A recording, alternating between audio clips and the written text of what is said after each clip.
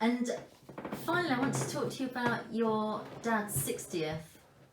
You going to New Orleans. Oh, You yeah, went on a real sort of road trip of the blues, didn't you, with your dad?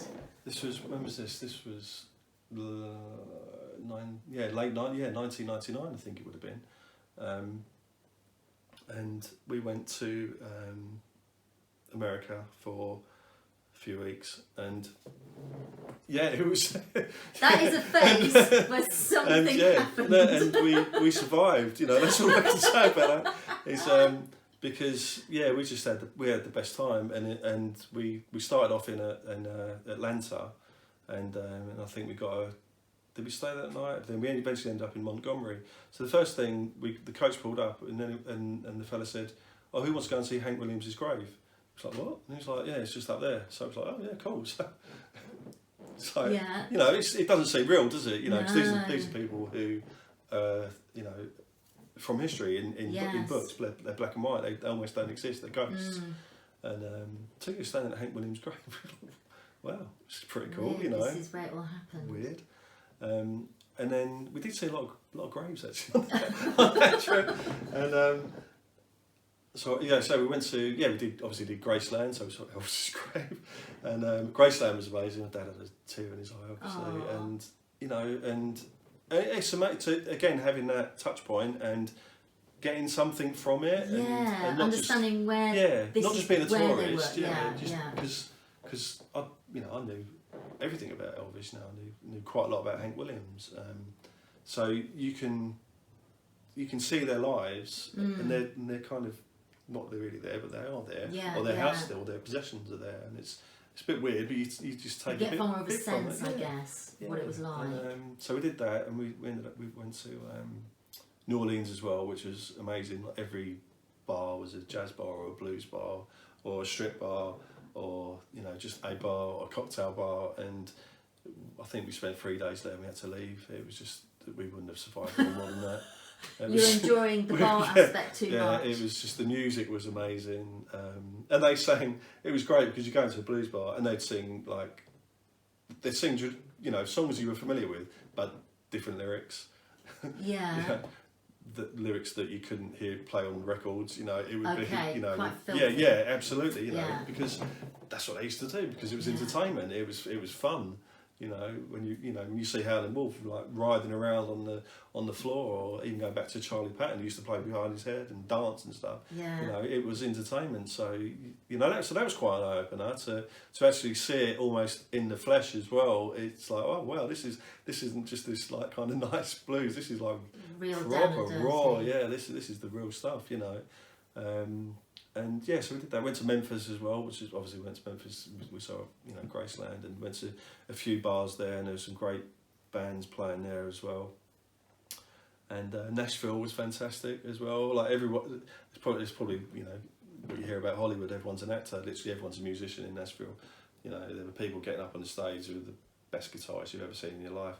Someone else gets up, they're the best singer you've ever heard in your life. Gosh. Someone else gets up, they're playing lap steel like you've never heard. Someone else gets up, and it's like, and just people just having a drink in this bar, just unknown people, and the talent there is amazing. So that's not open as well, because when you think you're good, then you go, like, hold on a minute, I need to practice a bit more. But interesting as well, as you said that for the audience, that's the standard they're used to. Yeah, so it's no, kind exactly. of not a big deal to them.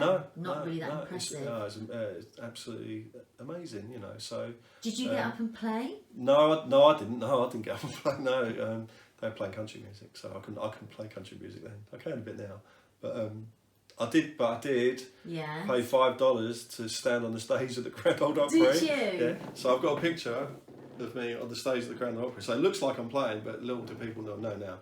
I paid $5 to get up on the stage. But I stood on the stage, again, it's How like... did that feel? You're at the Ryman Auditorium, Yeah. you stand on the stage, they give you a guitar, and I couldn't even play a chord or anything. I was so nervous just standing there. And I take a picture, and I was like playing like that. And you just think, wow, like literally everyone has played on this stage. Not only country music, but it's still a venue. I think I saw Robert Plant playing there, a couple of years ago or something. But again, it's that touch in history again, and getting a bit back from that. incredible experience just to get up, be allowed to get up on that front bit of the stage, you know. And then we went to, but then after that we went to Opryland, which was like a big, basically country music shopping centre where they have the Grand Ole Opry now. Right. And it's a massive auditorium, but it's like a shopping mall. And it's called Opryland. So yeah, it's like, that's not the same. We saw Loretta Lynn, so that was cool.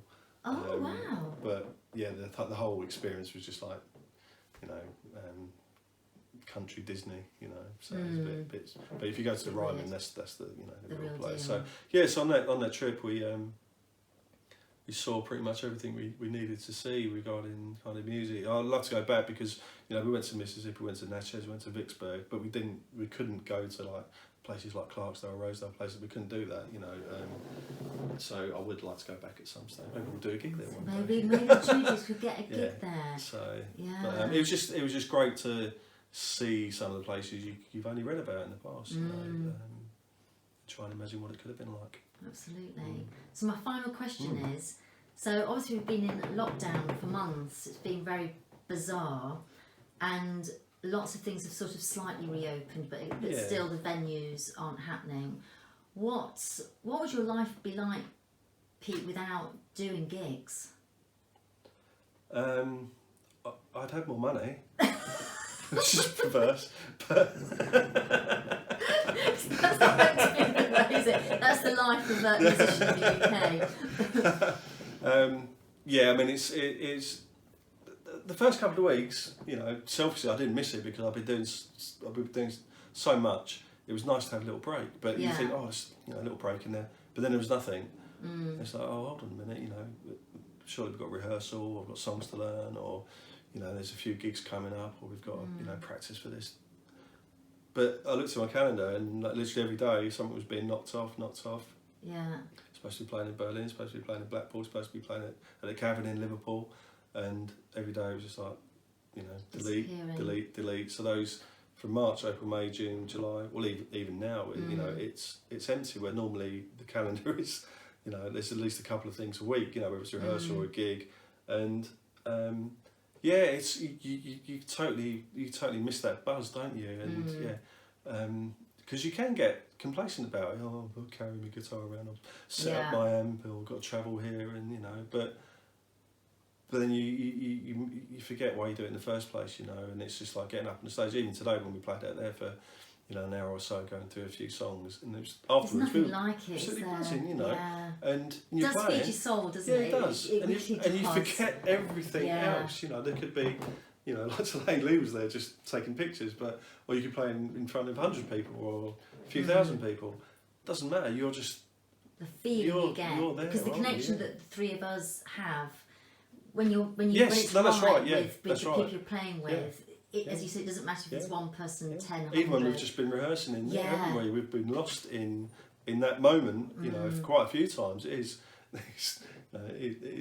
you know, a bit of a cliche, isn't it? But you literally are. If you haven't experienced, if people haven't experienced that from playing, I mean, maybe from listening they have, but from playing, you are totally in that moment, and nothing else exists at all, does it? It's crazy. Amazing. It's really weird, but it really doesn't. Especially like the music that we're playing at the moment.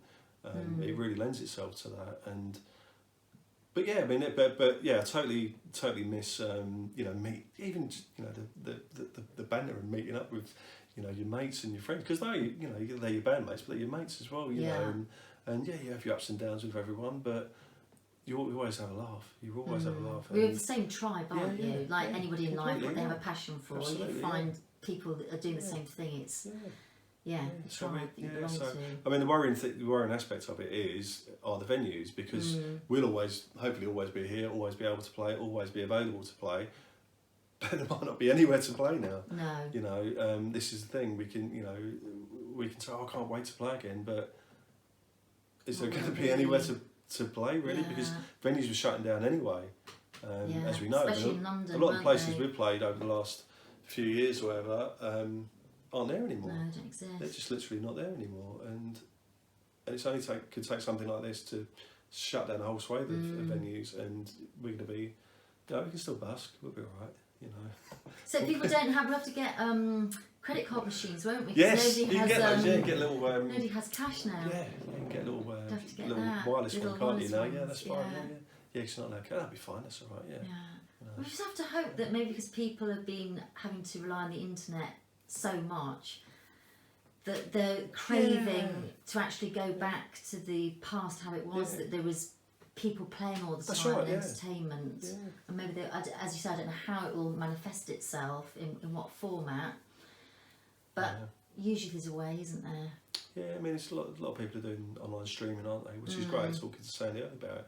And you know, I've been watching Greg American guitarist, brilliant guitarist, Greg Koch, and he pretty much every night he's just playing guitar and just messing about and joking. And then he plays with his band every now and again, and it's fantastic. But you can only do that a certain amount of times, you know, because it's not the same. You know, sitting in front of the laptop. Human interaction is everything, just isn't watching it? that. Listen, mate, but it's not the same. You want to go, you know, have a drink and see your friends and meet up and meet new people as well. Meet other musicians, meet people who you would never have come across, you know, elsewhere.